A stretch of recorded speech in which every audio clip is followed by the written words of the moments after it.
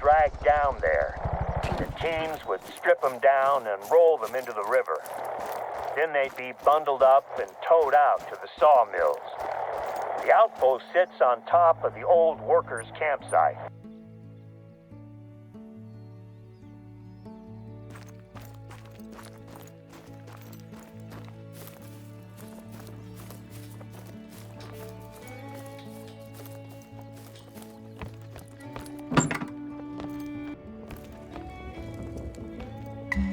Damn, this is bad news.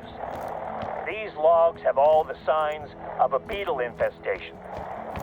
Let me see if I can check in with the hunters who must have cut the firewood. I have the number for their satellite phone in the log somewhere. I'll get back to you.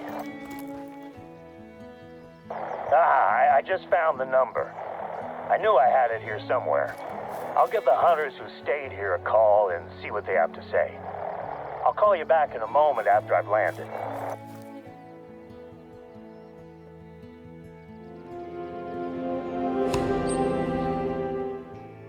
Keep trying. There's an outpost in the forest to your northwest. If you follow the trail, you'll find it. I have a hunch that... Oh, phone's ringing.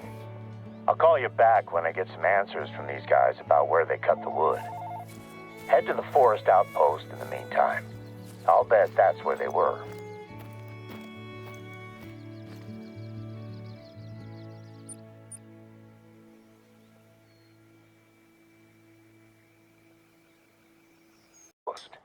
Once you get up there, take a look in the cabin. There should be a backpack with some supplies in it. When you find it, just grab the whole pack. I had a chat with the hunters who chopped the logs you found at Loggers Point. Turns out that the cabin had been out of firewood, so they'd gone looking for a fallen tree to carve up. You are now in the same forest they were when they found our beetle-infested tree. That's the one. Once you're done at the outpost, take a look at the surrounding forest. Can you find any fallen trees in that area? Spruce bark beetles are a massive threat to Alaska's spruce forests at the moment. We haven't been hit as badly compared to some other Alaskan state parks, but I think that it may be time for a quarantine. Okay, so once you find a fallen tree, I want you to take a look at its bark.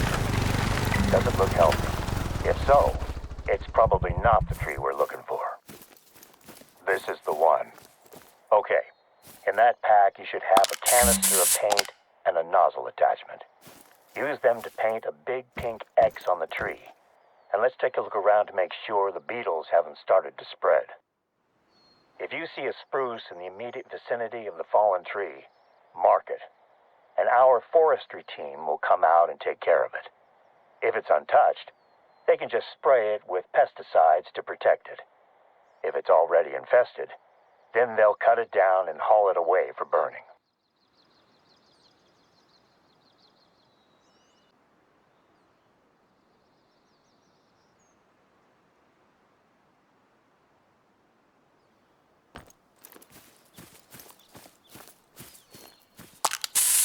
Great job. I hope we don't need to cut these trees down, but it's a small price to pay to contain the beetles. There we go. Another tree marked. This reminds me of my summer breaks when I was a kid, helping out my dad at work. He was a tree surgeon down in Washington State. I used to resent him for making me go out there and work while my friends played back home. Eventually, those trips also included hunting lessons, and that made them my favorite parts of the summer. That should do. I'll get in touch with the foresters. They can investigate the area and cut down what they need to. I'll make sure that they also pick up the firewood at Loggers Point. Don't want to take any chances. Thanks for taking care of this.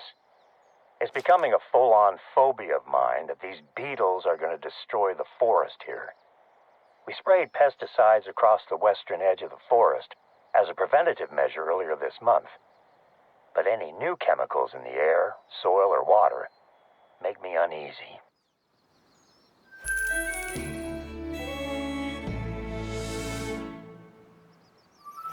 sample containers. Could you bring them out to the wetlands? Muskeg is the word we use up here in Alaska.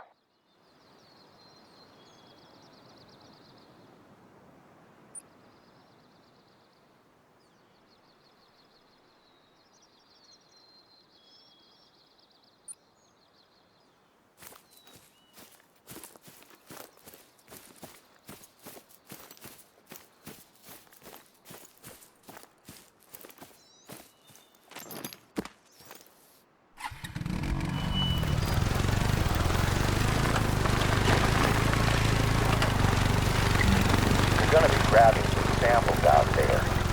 So one of our research teams can test the pesticide and make sure they aren't having any effect in the ecology. This was actually my wife Sandy's idea. She runs the Yukon Valley Nature Center, so she's working closely with a visiting research team. Watch your Yukon Valley wedge. The last time I brought both of my daughters here to spot one of the containers, they told me all the bird spotting in the world was the worst smell. It turned out that a bear had left a rotting moose carcass in the summer sun. I decided to spot birds somewhere else, just in case the bear came back the second. Pesticides we're using on the forest to prevent lethal infestation are effective, but I still have my doubts about the effects on other wildlife. The flats are one of our most biodiverse regions, so I can't risk introducing anything dangerous into the water or the food chain. Can you take some samples from the water beside the forest first? We sprayed a section of the forest western edge last month, so I want to know if anything has changed since then. Nicely done. First time I was there, I misjudged how stable the edge of a pond was and ended up with one leg knee-deep in the water. I was a rookie at the time, and luckily nobody saw it happen. Can you grab a second sample from a body of water slightly further away from the forest?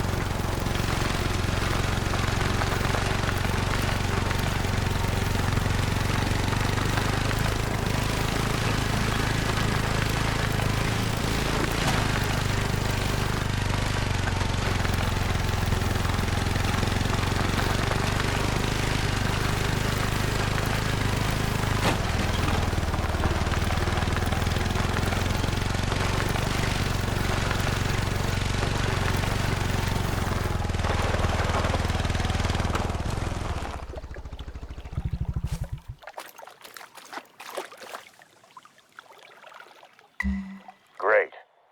That should do for water samples. Next up, I need you to find me some animal droppings in this region. The muskeg is a hotbed of animal activity, so you should find droppings quite easily.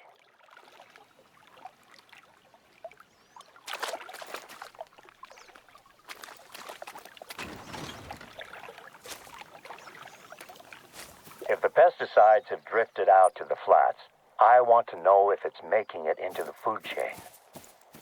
It's been a month since we sprayed, so there's been plenty of time for the pesticides to get out here.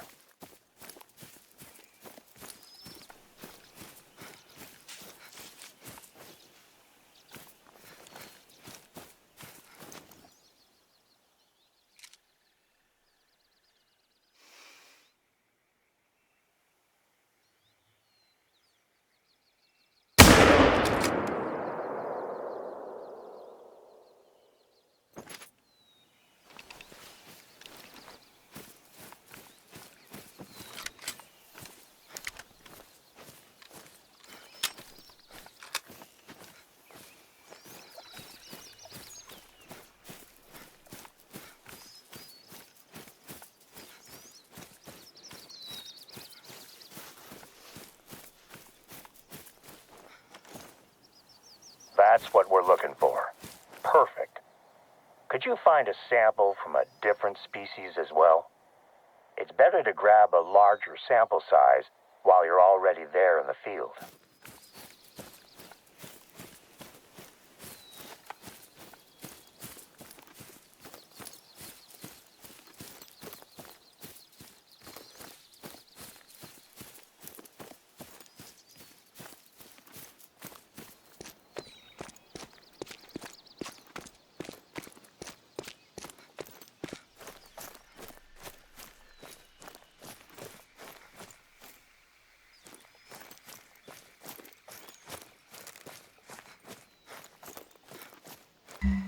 That should do it.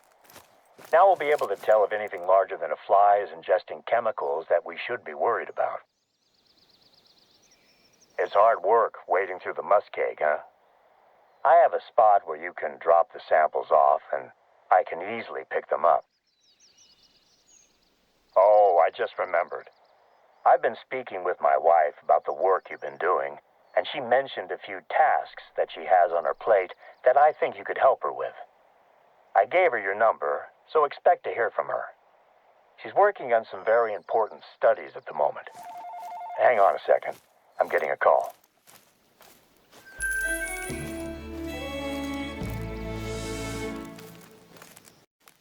Okay, I'm back. Slight change of plans. Before you drop off the samples, I need you to grab a hatchet from the outpost at the western edge of the flats.